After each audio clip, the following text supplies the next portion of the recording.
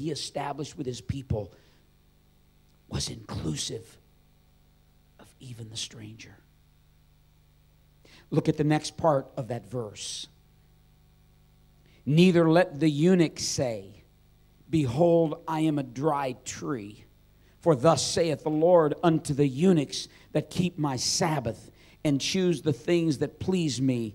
And watch this, and take hold of my what? Covenant. Even unto them will I give in mine house, and within my walls a place and a name better than of the sons and of daughters. I will give them an everlasting name that shall not be cut off. The eunuch, I'm not going to get graphic here, but one whose manhood had been taken from him, usually by force. No future. Why? Can't have kids. His family, or the potential of having family, has been wiped away, has been cut off from him. Now, he feels alone. Just doing what he has to do because he's forced to do it. God said, wait. I'll take you. I'll take you. Come on. He said, I'll take, and you know what? You grab a hold of my covenant, and I'm going to bring more to you than even your sons and daughters could have brought to you. You know what the Lord spoke to me as He was giving me this morning? There are people in this room, while you are not physically a eunuch, you feel spiritually cut off. You are so on by bringing the bishop in and having him teach on shame, because this house is filled with people that are dealing with shame. And you feel totally cut off and distant. That this spiritual atmosphere that you come to on a regular basis is only for a selected few. It's a lie. The God of heaven is calling you close. And He's saying, I'm going to include you in the family. It's not about your pedigree. It's not about your culture. It's not about your nation. It's not about the past. It's not about the shame of your past. Don't you understand? Your past does not have to limit your future. Come on, lift your hands and love the Lord.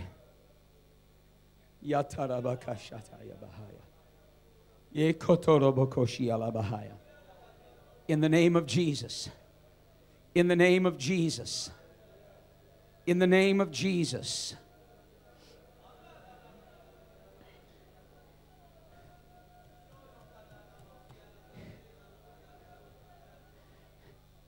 Even unto them I will give in mine house, and within my walls a place. How many's glad for a place? Jesus said, I go to prepare a place for you. And if I go to prepare a place, I will come again and receive you unto myself, that where I am, there ye may be also. He's not just going to give you a place to abide in the house. Excuse me, I'm not trying to be prophetic here today. I do not believe that verse is just talking about heaven.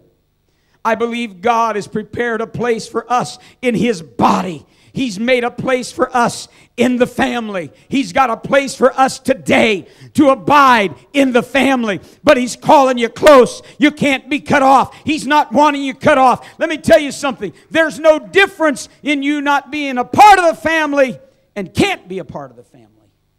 What I'm trying to say is this. When you do not pray, it's the same as if you've been cut off. Why? Because prayerlessness robs God of the relationship and the fellowship that He designed for you to have with Him.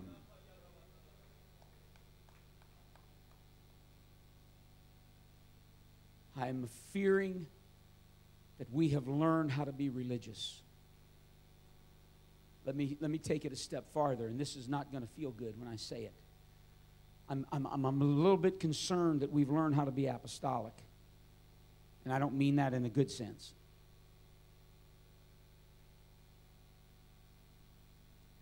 Say the right things. Say the right catchphrases.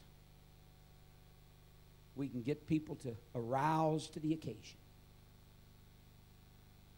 And from the surface, it all looks good. I commend the leadership of this church for their vision and for their understanding to consistently bring to you the importance of prayer. Because I want to tell you something. It's not about names. It's not about celebrities. It's not about titles. But it's about Jesus and His kids.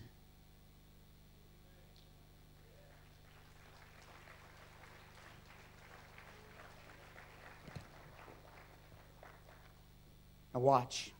He said, I'll give them an everlasting name. Who's He talking about? Those that have no future. Those that had become eunuchs. And He said, they shall not be cut off. There's nothing the enemy can do. Now look at verse 6 and 7. This is so powerful. And here he goes. Now, not only the stranger, but now the sons of the stranger. I looked that up. That's kids and grandkids.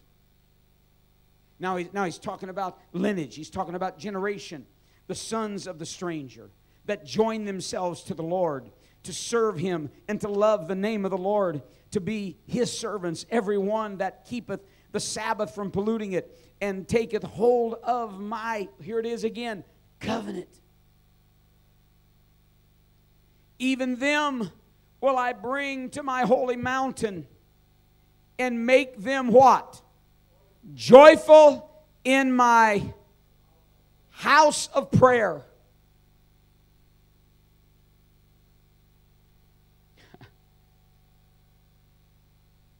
Look what else he says.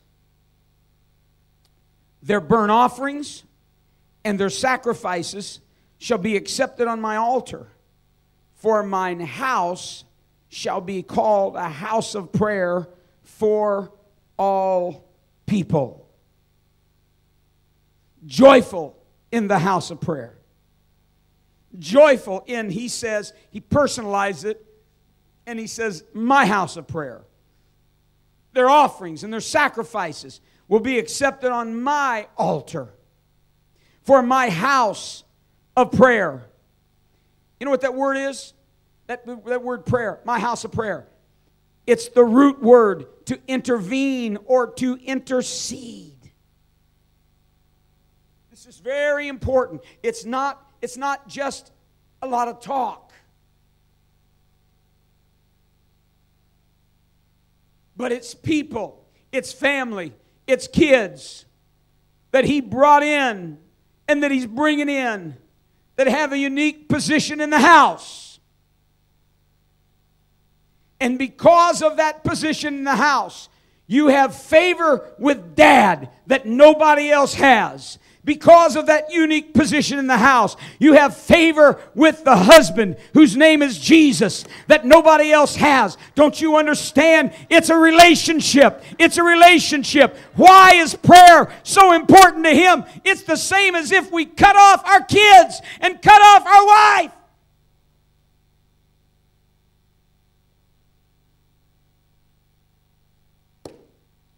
It's not just duty. It's not just ceremony.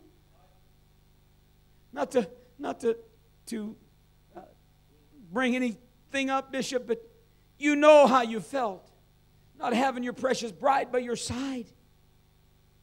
There's no way you can understand that unless you go through it. I can't imagine it.